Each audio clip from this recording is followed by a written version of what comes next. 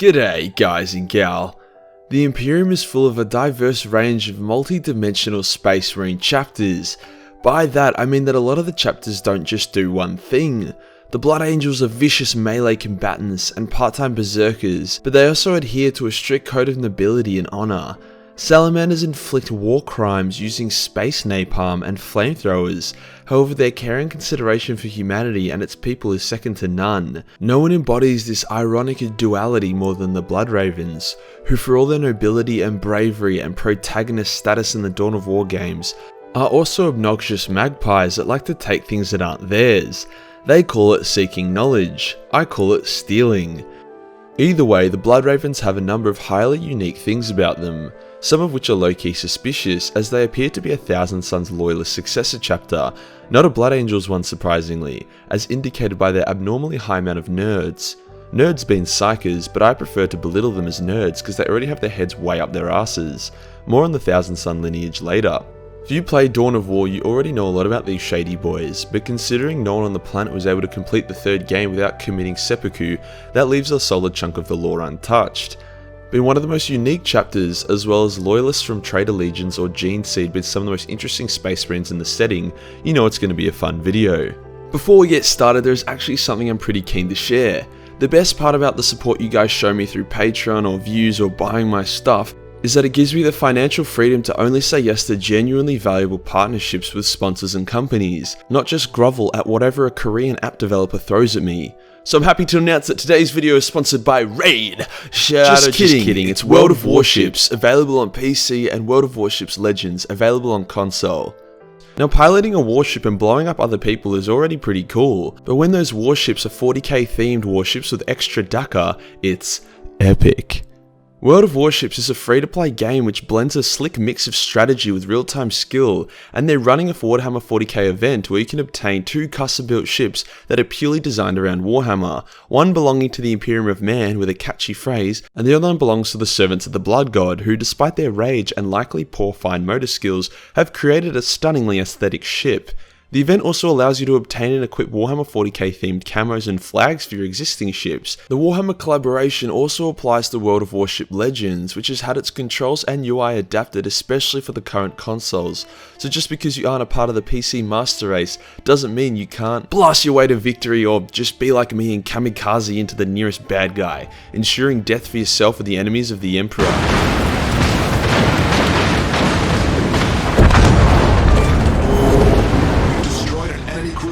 Even in a game of long-range naval bombardments, glorious melee combat reigns supreme.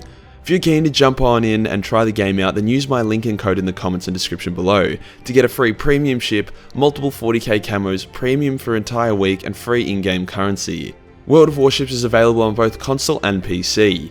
And remember the sacred rule of Navy combat: if you ain't ramming, you ain't doing it right. Today we'll go over who the Blood Ravens are and some of the things they've commandeered for themselves in the name of science.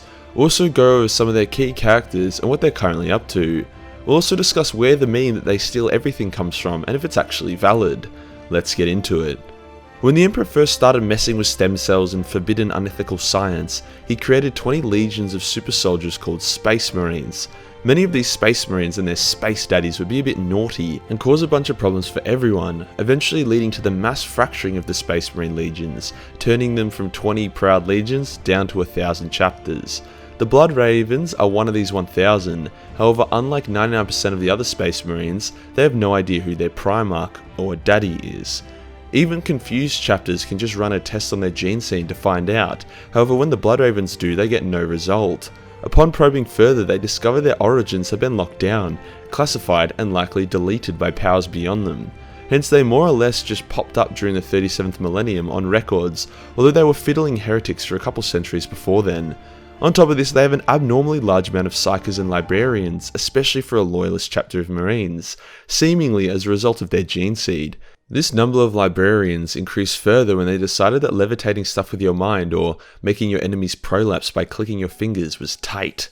Hence they aimed to recruit humans who were already displaying psychic powers.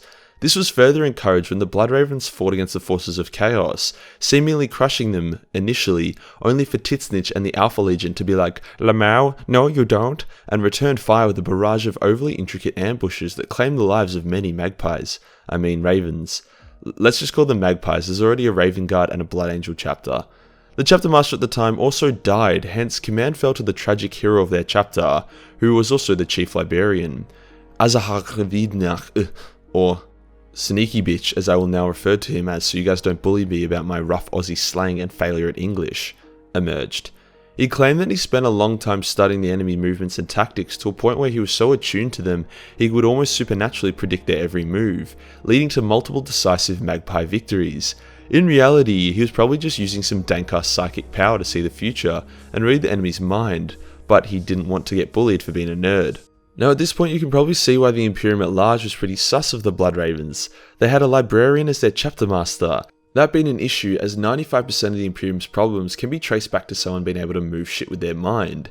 Their gene seed was of unknown origin. They had way more psychers than everyone else. They exterminated their own recruiting world after it started experimenting with democracy and freedom, and they started acquiring powerful artifacts that didn't belong to them, such as Azrael's Second, a powerful Dark Angel's Blade, or Rogal's Fist, a weapon created by Rogal Dawn, as well as multiple custodian artifacts. To then spit in the face of the other chapters even further, they often replace the original heraldry of those artifacts with their own, and pretend it was theirs originally, or they rename other artifacts really inappropriate stuff, such as a pistol named after the fall of Caliban, which really triggered the Dark Angels. Maybe it's the Blood Ravens' search for knowledge into their own origins that turns them into thieving magpies, as if they can't have their own history, they may as well steal everyone else's. Needless to say, the only people who despise the Codex Astartes, Gulliman's space book on how to behave as a super soldier, more than the Blood Ravens are the Angry Marines who use the pages for toilet paper. With Sneaky Bitch as their leader, the Blood Ravens were a force to be reckoned with. Makes sense. What's stronger than an Astartes? An Astartes that can shoot mind bullets and make your testicles explode by whistling. Unfortunately for curious psychers in the Warhammer setting, knowledge is power, and power leads to chaos, so after an intense fight against a Nurgle demon called or Smelly Boy as he shall now be known as, a warp storm ate the world they were on, and over the next 500 years, Sneaky Bitch was corrupted into the service of the Chaos Gods by the Smelly Boy. Now the Blood Ravens suffered from a condition known as protagonist disease where, due to being playable in a video game, they have to experience way more gnarly shit than usual, fighting Eldar, Orcs, Tyranids and Chaos in a very short time frame, sometimes simultaneously. They also have to deal with the bosses of each of those factions, so you can bet your ass they took down an Avatar of Cain, crushed greater demons, and even had to bring an end to Sneaky Bitch, as well as most of their corrupted chapter.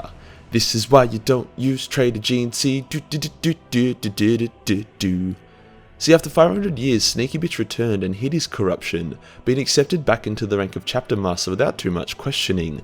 Well, there probably should have been some questioning. Who the hell walks out of the warp after 500 years without mental problems? Captain Titus got apprehended by the Inquisition after his scrotum scraped the warp, so how does Sneaky Bitch get back in despite copying the full Nuru warp experience? Feel free to Google Nuru, by the way, it seems pretty epic, I might book in a session. Over the years, Sneaky Bitch was able to convince most of the magpies to join up with Chaos and let Smelly Boy claim their souls. Wow, he must have been a great salesman. Gabriel Angelos, or the Chosen One as we will now call him, was one of the few magpies with any shred of common sense and wasn't super keen on the sudden return to power of Sneaky Bitch, hence he began investigating him, taking note of all the weird stuff he would do, like punish Blood Ravens for succeeding in missions, such as Captain Thule, who did arguably the weirdest thing I've ever witnessed in the Warhammer franchise. Basically, the Blood Ravens led by Thule were on a planet, which may have contained clues about their daddy, yet a group of guardsmen were tasked with retaking the planet for the Emperor. Now you would have thought the Blood Ravens would be like, no worries, we will help you take the planet, then you can help us search it. But this is Warhammer 40k! Logic and reason tremble before the might of unending war and grim darkness. Hence the Blood Ravens defeated the invading Xenos, then turned their guns on the loyalist guardsmen. Some guardsmen refused to fight the Blood Ravens, hence joined forces with them, and together they defeated the guardsman commander and ended the conflict. Here's where it gets even stupider. The Blood Ravens honoured the fallen guardsmen they had slain and had a funeral for them. They then executed the guardsmen that helped them because they betrayed the Imperium by helping the Blood Ravens. Like, what, mate? As this is a video game, it also turns out the planet was a Necron tomb world, so they don't have to deal with that as well, meaning the Blood Ravens fought pretty much every faction in the galaxy within one mission. The Inquisitor let the Blood Ravens off despite massacring loyal guardsmen, as he was like, yeah, look, like, that wasn't good, but I have no proof you were corrupted, so have fun, don't cross the street without holding hands. Eventually the Chosen One had enough evidence to come forward and condemn Sneaky Bitch for fiddling kids and being a pawn of chaos. What he didn't know was that most of the chapter were also banned from playgrounds, hence he was declared a heretic along with his loyalist warriors and hunted down. Sneaky Bitch then came out of the closet and ascended to become a demon prince, initiating a vicious Bloodraven civil war that resulted in the Chosen One kicking his ass and orbitally bombing him back to hell. The Chosen One himself took quite the pounding also and required some serious Terminator tier bionics before he could kick ass again.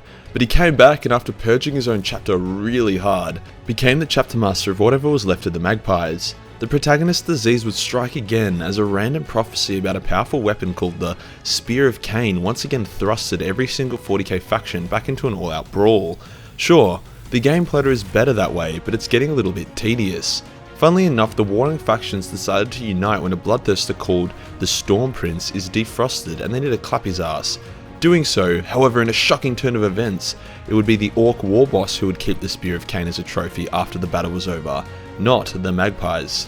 After what seemed like 3 apocalyptic wars, the Chosen One realised they were really low on warriors, so he decreed to rebuild the chapter. However, that was cock-blocked by the fall of Cadia, a battle which the Magpies took a part in, which tore the galaxy a new arsehole, creating the Cicatrix Maledictum.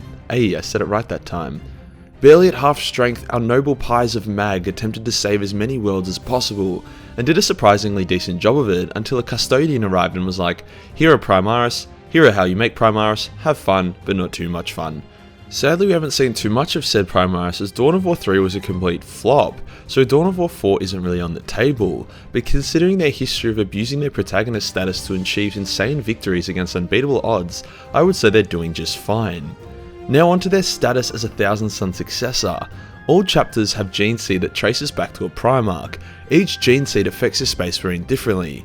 Some effects are subtle, like the Ultramarines or Iron Warriors, while some are very obvious, like the Salamanders becoming Dark Chocolate or the Blood Angels all inheriting PTSD. The Thousand Suns gene seed was known for its ability to invoke psychic powers within a Space Marine, as well as give them an intense thirst for knowledge. The Thousand Sun seed was also prone to falling to chaos, however did maintain a high level of nobility as seen by Janus, the first Grey Knight who was a combination of a Thousand Sun with a shard of Magnus. All these hint together with the fact that the highest authority sealed their history points towards them being Thousand Suns. This would also explain why they were able to achieve such insane victories. Loyalists from traitor legions are renowned for their power and an innate rage against chaos for stealing their legacy and shitting all over it. Now where does the Bloodraven stealing meme come into play? At first I was like, okay sure, they have artifacts that they probably shouldn't have, but I reckon it's just a bit overused. Then I actually read the list of stuff they have and damn, that's a lot of stuff. They have sacred artifacts belonging to Dark Angels, Black Templars, Imperial Fists, Sisters of Battle, Space Wolves, Ultramarines, Custodes, Salamanders, Red Wolves, Chaos, Astroclaws, and even the Grey Knights. They even have Forgebreaker, the weapon crafted by Fulgrim and wielded by Ferris. Like, how do you even get that? What the hell? Overall, a decent meme created by Dawn of War wanting to add items and references into their games, but instead turning their protagonists into a bunch of magpies. And that does us for today guys, the lore, history and memes of the Bloodraven Space Marine chapter. As someone who never played Dawn of War, it was cool to finally dip my toes in and learn more about it. It's also nice to see that the Bloodravens are total badasses and not just a meme, which is what I saw them as prior to doing my own research. If you enjoyed the video and want to see some premium to-dos and want to support my demonetized ass, then Patreon is the place to be. Only $1 gives you access to dozens of naughty artworks and $10 gives you access to the premium Major Kill calendar, which is sold out everywhere else. Once again, thank you to World of Warships for sponsoring this video. It really helps me out in my war against the yellow symbol. Remember, the download links are below. Hit the subscribe button, then hit the real subscribe button for more stolen content. Join the Discord for more memes, and I'll see you in the next one. Peace.